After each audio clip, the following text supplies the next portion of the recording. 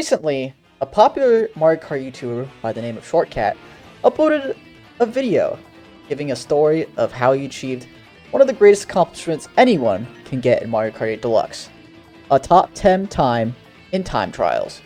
The reason why this is such a big deal is anyone who happens to check the leaderboards for that track and category can see your name and time in the top 10. And this 100-minute long video showed the full story of his progress from his first ever tries on Hyrule circuit all the way until he achieved the improbable. And this has inspired the top time trialers and players in the world to not only improve on Hyrule circuit, but also plenty of other tracks and categories. Just for reference, Shortcat posted his video on October 9th.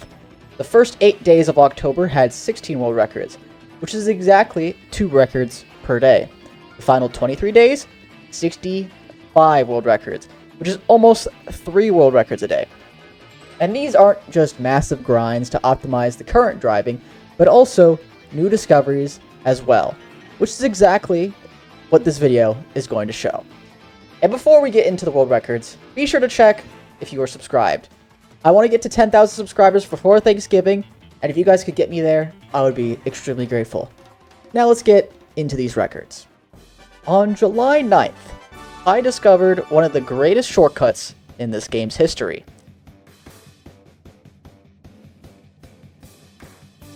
Yes, you're seeing that right. You skip the entire massive final U-turn. Pi went on to achieve a world record on this track as well, improving the previous world record by 57 milliseconds to a 107.214. Now let's turn the clock to October 21st, where Genzua was aiming and getting very close to getting the sub 107, where Genzua finally got this run.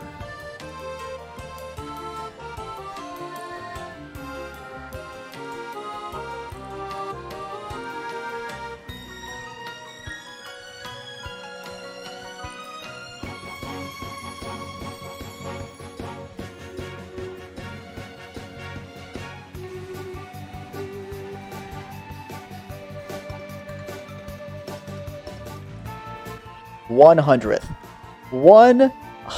away from the sub 107. But Genzu would not give up.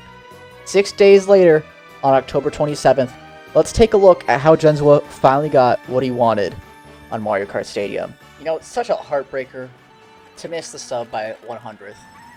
But as you can probably imagine, Genzua gets it here. We're going to break down the run as well. First thing before we get into this, we see a combo change from Pi. He used Biddy Buggy. Genzua is using Teddy Buggy. Now, that's just mainly for the speed, because in general, you're going to want more speed here on this track. It was Wario Wiggler, the world record combo on this track for a while, and that has a lot of speed compared to what a lot of 200 uses. So, anyways, grab this left coin on lap 2. This Nisk, a lot harder than it looks, especially to get it really fast like Genzua did, and the shortcut doesn't clip the wall like he did in his 01 run, which might have cost him the sub in that. But now we have to clutch up for lap 3. Genzua is looking good. He's got the pace for it. And he pulls off the Nisk. Now we have to get the UMT glider motion. Let's see how he does it. It's going to be close. He goes for it. Goes a little bit to the left of the out of bounds. And lands early. Gets the sub. 993. So close. Cheep Beach has a rich history in 200cc time trials. There have been a plethora of different shroom usages and tech specific just to this track. And just recently, in October, the track has finally reached the optimal strategies. The recent changes have evolved around 2 ramps. This big boost ramp in the middle of the track, and the very final ramp on lap 3. The world record on June 25th was a 115.539. Let's see how those ramps ended up changing and what the world record looks like now. Now before we get into this, I want to mention Alberto does have the record both with the 539 and this current world record we're going to be showing right here. Now, we're going to break down what exactly is different here with the ramps. So, In the 539, we see him just hop into the ramp like normal. What Alberto does is get a little mini drift before the ramp to make sure he reduces airtime just slightly. Now, this isn't that huge of a time save, but it is something. And it's not anything to be scoffed at here. It's probably a couple hundredths that he saves there. Maybe 1 or 2. And yeah, here we see him go for this final ramp here. That's going to come in to play later on lap 3. Now here, you do something different on lap 2 because now you don't have to go for the coins. So what the world record does, it basically does the same thing. Just aims further left and gets the hop and just perfectly drifts past the crowd. This gets a mini turbo trick off the ramp. You get a little mini drift and then drift again to get past this crab. That little mini drift sets you up so well to get past the crab and aligns you well enough so that when this takes you far to the left, you get to readjust with that mini drift. And that is a very exciting and important strat change that I don't know who found it. I'm assuming Alberto did. But yeah, shrooming into the last ramp once again. Now, on lap 3, you can't really take advantage of that ramp trick at the final ramp tricks. You're going to do the same thing here since you don't have to go for the coins. And as you can see, in the 539, he just tricks into the finish line. So you can't take advantage of the trick boost. But here, Alberto does something insane. Low trick, Kusan slide into the finish line. What a final display. That was just insane.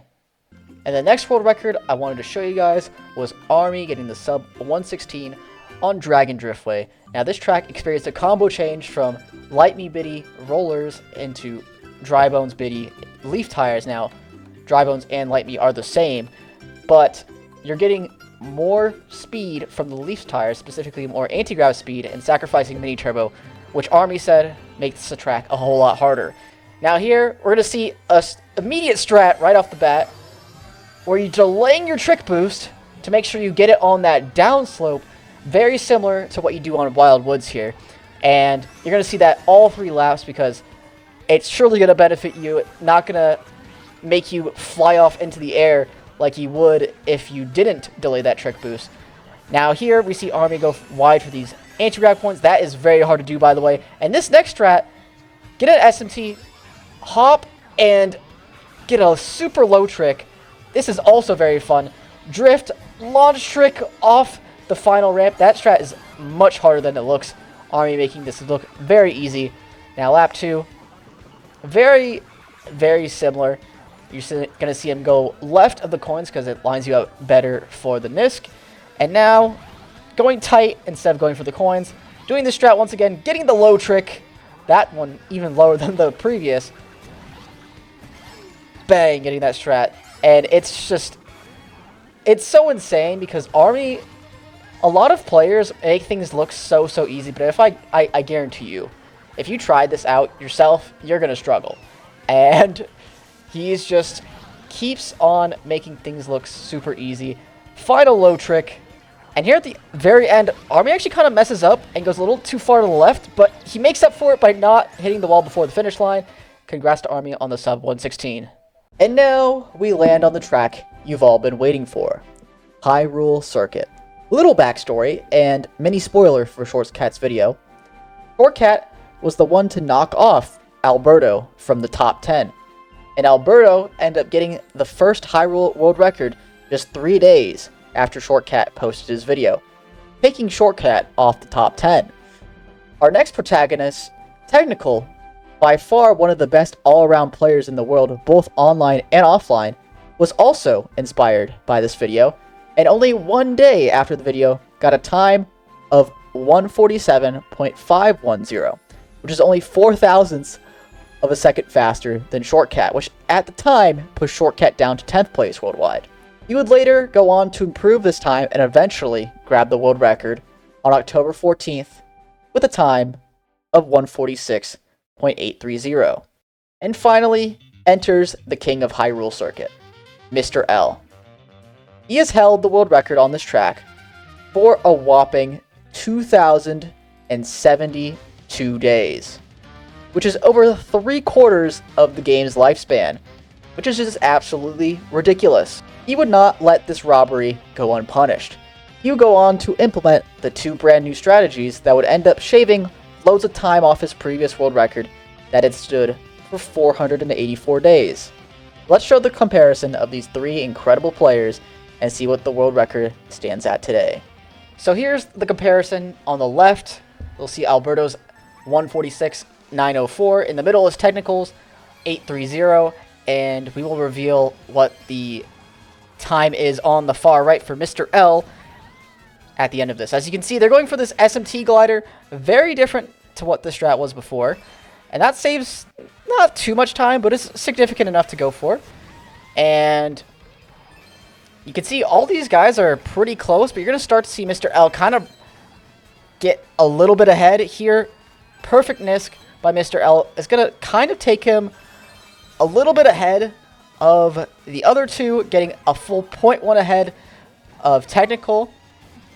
And now you're going to just start to see him break away. Now he does, I believe, make a mistake this lap at some point, but this strat is different as well. You motion to the ground as soon as possible and get too many turbos before this long turn. And yeah, now Mr. L, you're starting to see the difference between these, but here on the Nisk is where it can all change, and he doesn't get the best Nisk out of it, so instead of being way far ahead, he's only getting similar laps to the other 2. Now, this final lap is going to make up for it because Mr. L is in the clutch and he does not stop. Now, you can tell already he's kind of separating himself a little bit, but you're going to see it come in all on the final shortcut. It's really what matters the most on this track, but these guys' impeccable driving is just incredible to see side by side. And look at this SMT mini turbo trick into the finish line and a 665, improving Technical's world record by 0.17. Thank you all for watching this video all the way through, and if you enjoyed, be sure to like the video and consider subscribing. That'll help me out a whole bunch. I have tons more in store for time trials in this game, and I can't wait to show you guys. But until then, see you guys in the next one. Bye-bye.